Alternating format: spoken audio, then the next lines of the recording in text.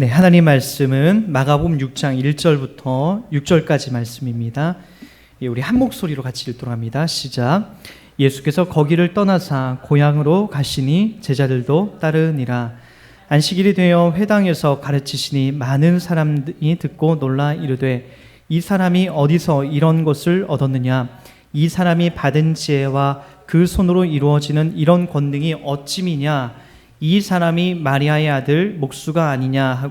야고보와 요셉과 유다와 시몬의 형제가 아니냐?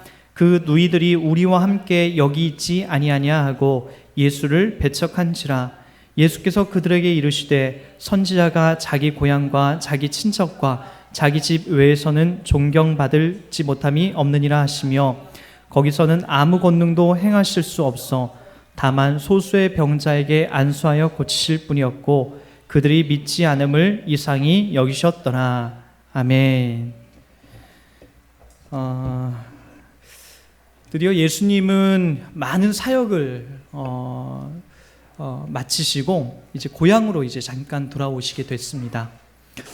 고향에 돌아왔는데 아마 예수님의 명성이 고향에도 엄청나게 많이 이제 이렇게 펼쳐졌을 거예요. 그래서 여기 안식일이 되어 회당에 가르치시니 예수님의 고향은 원래 베들레헴이지만 그 예수님이 자라신 곳은 나사렛이에요. 그래서 지금 예수님은 이 나사렛에 지금 가신 거거든요. 이 나사렛에서 지금 이 사역들을 지금 연장해 나가시고 계시고, 이 본문의 병행 구절인 누가복음 4장 16절에 보면은 더더욱 이 장소가 나사렛이라고 하는 것이 이렇게 나옵니다. 이 나사렛에서 이제 그 사람들의 반응이 나와요. 그 안식일이 되어 2절에 이렇게 나오죠. 회당에서 가르치시니 많은 사람이 듣고 놀라 이르되 이 사람이 어디서 이런 것을 얻었느냐? 이 사람이 받은 지혜와 그 손으로 이루어지는 이런 권능이 어찌미냐라고 하면서 예수님이 그동안 행했던 이 놀라운 이적이 무지막지한 일반인들이 행할 수 없는, 아니 그리고 성경 속의 구약 성경 속에나 그동안 그 어디에도 보지 못한 놀라운 일들을 듣고 이제 놀라게 되는 거죠. 아마 그 중에서도 이제 구약에 있는 많은 선지자들이 이제 어떤 걸 못했냐면은, 예를 들자면은 그런 거였어요. 바다를 잠잠케 하는 거, 바람을 잠잠케 하는 거, 이런 것들은 뭐 대충 선지자가 할 수 있는 것들이 아니었잖아요. 예수님이 행하시기도 하고, 이 죽은 자를 살리는 것은 구약에 가끔 이렇게 있었지만 어쨌든 예수님의 사역 속에 죽은 자를 살려내는 것, 이런 것들은 뭐 일반인들이 쉽게 할 수 있는 것들이 아니었다고요. 더군다나 구약 성경 속에 단 한 번도 등장하지 않는 게 뭐냐면은 그러니까 그 눈먼 자들을 눈뜨게 하는 거예요. 그러니까 구약 성경 속에 이런 게 한 번도 등장하지 않아. 예수님이 이 땅에 오셔서 눈 감은 장님을 이렇게 뜨게 하세요. 거긴 이유가 있죠. 단순히 여러분 성경을 봤을 때 이 눈먼 장님이 불쌍하니까 주님이 눈뜨게 하셨구나라는 것을 여러분이 성경을 이렇게 보시면 안 됩니다. 이 구약 성경 속에서도 한 번도 많은 선지자들에게 이런 일들이 나타나지 않고 예수님 때에 와서 이 눈 감은 그 장님 소경을 눈뜨게 한 것은 이 영적인 의미가 담겨 있는 거예요. 예를 들면 바디메오 같은 경우도 이 예수님이 오셔서 진흙을 이겨서 눈을 뜨게 하지 않습니까? 그때 이제 바디메오가 그 눈뜬 장면을 보면서 이상한 나무 같은 물체들이 이렇게 걸어간다라고 얘기를 해요. 사람을 그때 처음 본 거죠. 그 영안이 열리는 거예요. 영적인 그 눈을 고침받으면서 이제 눈을 떠지게 되면서 실체를 보기 시작한 거죠. 그러니까 우리들도 그걸 보여주려고 하는 거예요. 단순히 눈 떴다 그걸 보여준 게 아니라 우리도 영적인 장님 아닙니까? 소경 아니에요. 예수를 믿기 전에는 우린 아무것도 몰랐잖아요. 단순히 이 땅에서 잘 먹고 잘 사는 것으로만, 왜 태어난지도 모르고 어디로 가는지도 모르는 그런 존재였잖아요. 근데 예수가 우리 가운데 찾아오시고 나서 그때서 우리가 뭘 이제 보게 되는 거죠? 영적인 눈이 이제 띄어지게 된 것 아닙니까? 우리 목에 칼이 들어와도 이제는 어떻게 되는 거예요? 절대로 나는 예수 그리스도가 나의 구세주됨을 부인하지 않는다. 이게 우리가 신앙생활을 해나가면서 지금도 계속해서 배우는 거 아니에요. 여러분들도 그 확증 속에 그런 믿음으로 지금 살아가고 있는 거고요. 그러니까 우리가 영적인 세계를 보기 시작하는 거예요. 세상 사람들은 그걸 못 봐요. 그래서 저 사람들은요, 눈뜬 장님이라고 하는 거예요. 눈은 실제로 떠 있지만 알고 보면 그들은 다 소경이고 장님인 거죠. 여러분, 성경 속에서 신약에 와서 예수님이 그런 눈을 뜨게 하신 것은 단순히 그의 불쌍해서 눈을 뜨게 하신 그 1차적인 목적이 있는 게 아니라 그 안에는 바로 영적인 소경들을 뜨게 하시는 예수님의 상징적인 그 의미가 그 안에 담겨져 있는 거죠. 그래서 오늘 사실은 다 영적으로 우리가 눈 감은 소경이었지만 예수가 찾아오셔서 우리의 눈을 뜨게 하셔서 하나님이 계시구나, 우리가 이 땅에서 먹고 사는 게 다가 아니구나, 저 영원한 하나님 나라가 있구나라는 것을 그제서야 이제 확인하게 되는 거죠. 이런 많은 영적인 사역, 그리고 눈에 보이는 사역들을 감당하시고 이제 고향에 들어갔는데 예수님이 거기서 막 칭송을 받고 박수를 받고, 와, 우리 마을에 이런 위대한 인물이 태어났다라고 하면서 그렇게 존귀함을 받는 것이 아니었어요. 안식일에 되어 회당에서 예수님이 들어가서 가르치셨다라고 나와요. 많은 사람이 듣고 놀라 이르되 이 사람이 어디서 이런 것을 이루었느냐, 이 사람이 받은 지혜가 그 손으로 이루어지는 이런 큰 권능이 어찌 됨이냐라고 하면서 예수님이 갖고 있었던 그 모든 능력과 그 말씀들을 의심하기 시작합니다. 그 의심의 징조는 뭘까요? 바로 그 다음 구절이 나오죠. 보세요. 이 사람이 마리아의 아들 목수가 아니냐. 벌써 여기서 예수님의 사역의 모든 것들을 폄하하는 이유가 여기서 나오는 거예요. 무슨 나사렛에서, 무슨 베들레헴에서, 무슨 목수의 아들 중에서 선지자가 나오겠느냐, 그거예요. 보세요. 그리고 야고보와 요셉과 유다와 시몬의 형제가 아니냐, 그 누이들이 우리와 함께 여기 있지 아니하냐고 예수를 어떻게 했다고요? 배척한지라 라고 이렇게 이야기가 나오고 있다고요. 여러분, 이런 이야기들을 보면서 여러분들은 어떤 생각이 드십니까?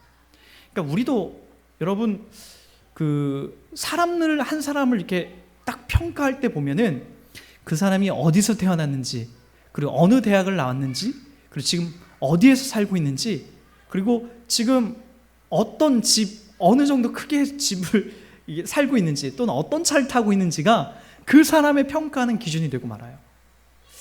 이런 것들을 가장 많이 이렇게 지적하고 있는 그 동화가 하나 있죠. 이 생텍쥐베리의 그 어린 왕자가 바로 그런 내용이 아닙니까? 생텍쥐베리의 어린 왕자에 보면 이런 대목이 나와요. 제가 읽어드릴게요. 어른들은 숫자를 좋아한다. 어른들에게는 친구를 새로 사귀었다고 말하면 그들은 새 친구에 대해 진짜 중요한 것은 하나도 물어보지 않는다. 내 친구 목소리는 어떠니? 그앤 어떤 놀이를 좋아하니? 그 친구도 나비를 수집하니? 와 같은 질문 말이다. 어른들은 그앤 몇 살이야? 형제는 몇 명이고? 몸무게는 얼마나 나가? 키는 커? 그의 아빤 돈을 잘 버니? 그의 집은 커? 따위를 묻는다. 어른들은 그런 걸 안 다음에야 그 친구를 알았다라고 생각한다. 어른들은 참 이상하다. 장미처럼 붉은 벽돌로 지은 예쁜 집을 보았어요. 그 집 창가에는 제라늄 화분이 놓여 있고 지붕에는 비둘기가 앉아 있어요 라고 말하면 그 집을 상상하지 못한다. 어른들에게는 이렇게 말해야 한다. 10억짜리 집을 보았어요. 그러면 어른들은 정말 좋은 집이구나 라고 외친다. 아이들과 어른들의 기준이 완벽하게 다르다라는 것이 이 어린 왕자 생텍쥐베리가 이 어른들을 향하여서 지적하는 이 내용이 되는 거죠. 어린아이가 보는 시야와 어른들이 보는 시야가 달라요. 오늘 그 이야기를 하는 거죠. 어른들이 보는 시야로 예수를 평가하는 거예요. 어떻게 해요? 무슨 베들레헴에서, 무슨 나사렛에서 선한 것이 나오겠느냐. 이거 봐라. 야, 그 아들은, 저 예수는 목수였고 그의 아버지는 요셉은 목수 아니었냐. 그리고 야 봐라, 여기 야고보와 요셉, 유다와 시몬의 형제가 아니냐. 다 여기 평범한 사람이 지금 우리와 함께 있지 않느냐. 아니 그런데 무슨 저 예수가 대단한 능력을 행하고 저 예수가 무슨 뭐 놀라운 능력을 행한다라고 우리가 뭐 그 사람을 인정할 필요가 있겠느냐. 내가 보기엔 별거 아니다. 평범한 사람이다. 저 사람은 선지자도 아니고 대단한 사람도 아니다 라고 예수님이 하신 그 모든 사역들을 폄하하고 말았던 거죠. 여러분, 우리도 예수를 볼 때 혹시라도 그런 모습으로 보지 않습니까? 아니, 우리가 교회에서 예수에 대해서 많이 배웠기 때문에 그는 하늘에서 오신 분이요, 그리고 우리를 위해서 죽어주신 분이요, 살아나신 분이라고 하는 어떤 큰 제목에서 우리가 알기 때문에 다라고 생각되지만, 실제적으로 우리가 예수를 아는 것이 여러분 얼마나 많이 알고 있습니까? 여러분 진짜 여러분들의 인생 속에 그분이 여러분들의 죽으심과 부활하심에, 아니 여러분들이 이 다음에 죽게 되고 살아날 것에 직접적으로 정말 구체적으로 그분이 개입하실 거라고 그렇게 믿고 있으세요? 지금 나의 현실과 나의 상황에 그분이 진짜로 단 한순간도 나를 놓지 않고 동행하고 계시다는 걸 여러분 그렇게 믿고 계세요? 아니면 여러분 그분이 내가 기도하면 나에게 큰 집을 주시는 분, 내가 기도하면 그분은 나에게 많은 돈을 주시는 분, 내가 기도하면 그분은 나에게 커다란 자동차를 주시는 분, 내가 기도하면 내 자식들을 서울대학교를 가게 되고 좋은 여자들을 만나게 해주시는 그런 분, 마치 알라딘의 요술 램프처럼 내가 싹싹싹싹 비비면은 나타나서 내 문제를 해결해 주시는 분으로 알고 계신지, 아니면 그분이 나와 동행하셔서 내 문제와 내 고통에 함께 참여하고 계시고, 또는 그분이 나애가 죽었을 때에 내 죽음과 그리고 내 영원한 영생을 그분이 나에게 책임져 주실 분으로 이해하시는지, 여러분들이 지금 느끼는 예수 그리스도는 도대체 누구인지 한번 확인해 보세요. 아마 이 당시에 사람들이 예수를 바라보고 지극히 평범하고 정말 보잘것없는 가문에 태어났던 그 예수를 바라보고 그렇게 느꼈듯이, 우리도 예수를 통해서 들었던 이야기, 평범한 이야기, 내 소원을 성취해 주시는 그런 분, 절에도 가보고 다른 종교에도 가봐서 그렇게 배워왔던 그 신앙을 예수에게 그대로 접목시켜서 나의 소원 성취 정도를 이루시는 분으로 여러분 예수를 믿고 있는지는 않는지 여러분 자신을 한번 점검해 보시라는 거예요. 여러분 더더욱 4절에 가서 이런 얘기를 합니다. 예수께서 그들에게 이르시되 선지자가 자기 고향과 자기 친척과 자기 집 외에서는 존경을 받지 못함이 없느니라 하시며, 거기서는 아무 권능도 행하실 수 없어 다만 소수의 병자에게 안수하여 고치실 뿐이었더라. 선지자가 자기 고향과 자기 친척과 자기 집 외에서는 존경을 받지 못함이 없느니라. 거기에서 정도는 선지자들이 존경을 받는데, 거기서만큼은 자기 마을에서 유명한 선지자가 등장했다, 유명한 분이 나왔다라고 해서 그 마을에서만큼은 그래도 대접받고 존중받는데, 예수는 지금 거기서조차도 존중받지 못하고 존경받지 못한다라고 하고 있다라는 거예요. 그럼 여러분, 예수님이 큰 능력을 갖고 계신데 여기서 존중받지 못하고 있다면 뭘 통해서 그들에게 존중을 받을 수 있을까요? 제가 생각하기는 이렇게, 보편적인 사람이라면 그렇게 접근할 거예요. 좋아, 여기에서 내가 죽은 자를 살려내겠지. 좋아, 여기서 내가 바람과 바다도 다시 한번 내가 잠잠케 해보지. 좋아, 여기서 내가 혈루병 앓는 자, 중풍병자, 여기서 내가 다시 한번 고쳐봐서 내가 누구인지를 보여주지 라고 하면서 그렇게 증명할 거라고 저는 느껴져요. 일반적인 사람이라면 거기서 너희들 나 못 믿어?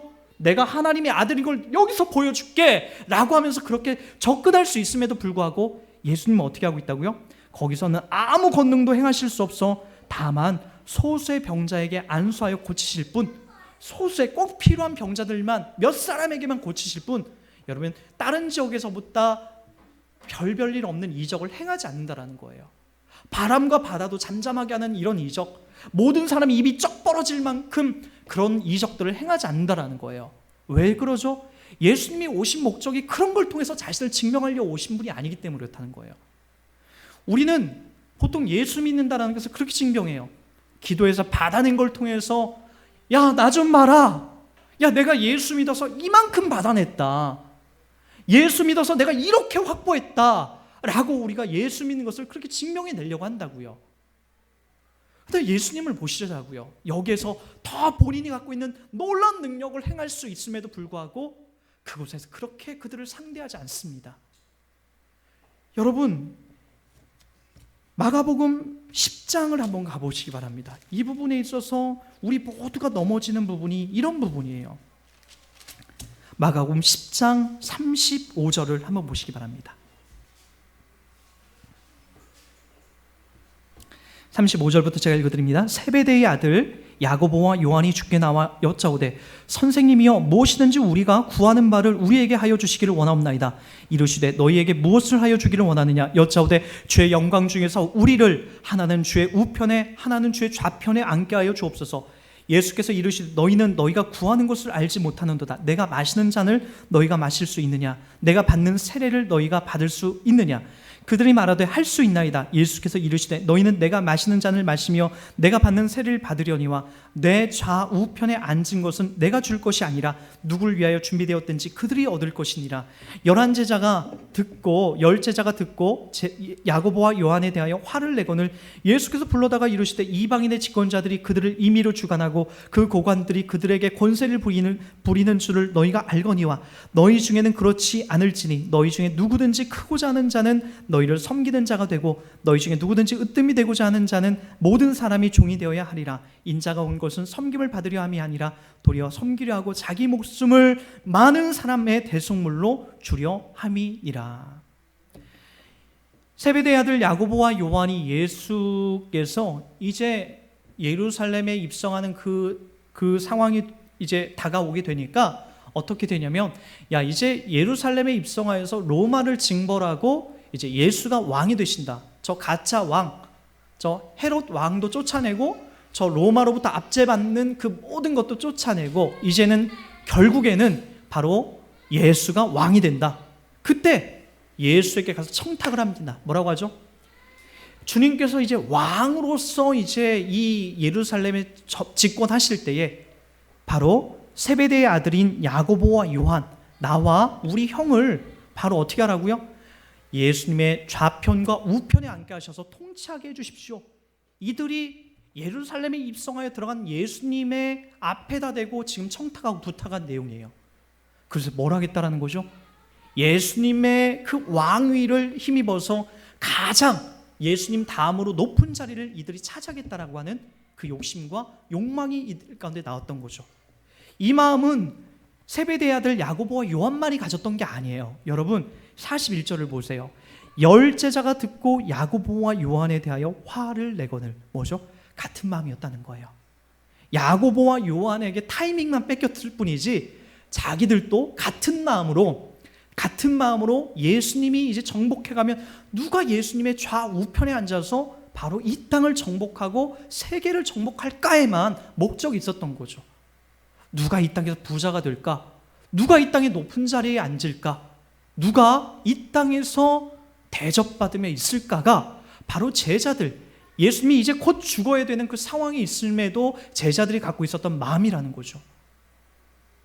여러분들 마음을 한번 점검해 보세요. 저의 마음을 점검해 볼게요. 여러분들은 도대체 어느 자리에 앉기를 원하시는 거죠? 여러분들이 있는 지금 자리는 어떤 자리인 거죠? 여러분이 지금 계속 예수를 믿으면서 찾아가려고 하는 자리는 도대체 어떤 자리인 거죠? 여러분 무엇을 먹기를 원하는 거죠? 무엇을 마시고 있는 거죠? 도대체 무엇이 여러분 부족하여 여러분 오늘 또 구하고 울고 있는 거죠? 한번 잘 생각해 보세요. 혹시 이 제자들이 갖고 있는 이런 마음 아닙니까? 예수를 통하여서 내가 뭔가 받아내려고 하는 알라딘의 요술램프와 같은 그런 역할로 예수님을 지금 믿으려고 하는 거 아니에요. 예수님이 45절에 맨 마지막 절에 이렇게 얘기합니다. 인자가 온 것은, 예수가 온 것은 섬김을 받으려 함이 아니라 도리어 섬기려 하고 자기 목숨을 많은 사람의 대속물로 어떻게 한다고요? 주려 함이니라. 많은 사람의 대속물, 많은 사람을 살려내는데 그 대신 속죄하는 대속물로 준다라는 거예요. 무슨 말이냐면 대속물이라는 것은 뭐죠? 여러분들이 지어서 만들어낸 죄 때문에 사실은 구약에 짐승을 갖다가 제사장에게 끌고 와서 제사장이 그 짐승의 머리에다 손을 얹고 기도를 해요. 그러면은 내 죄가 제사장과 함께 얹어져서 내 손으로 제사장의 손이 함께 겹쳐져서 양이나 다른 짐승의 손에 얹어져서 내 죄가 이 양에게 염소에게 전가가 되는 거예요. 그리고 이 짐승이 대신 나를 대신해서 각을 떠주고 피를 쏟아내면서 죽게 되는 거죠. 그게 바로 뭐냐면 대속물이에요. 대속물. 대신 죽어주는 제물. 예수님이 바로 우리들 가운데 어떤 역할을 하러 오셨다고요? 대속물로 주려 하는 그 생명체, 그 짐승, 그 제물로서의 그분이 오셨다라고요. 그래서 우리의 죄를 대신해서 그분이 죽어주시는 그 역할로 그분이 오신 거예요. 기적과 이적이 아니에요. 여러분들을 부자로 만들어주고, 여러분들의 질병을 고쳐주고, 여러분들이 당하는 괴로움 정도를 해결해 주시는 분이 아니라, 그런 시시하고 한계가 있고 이 땅에서만의 유한한 그런 것으로 오시려고 하신 분이 아니라,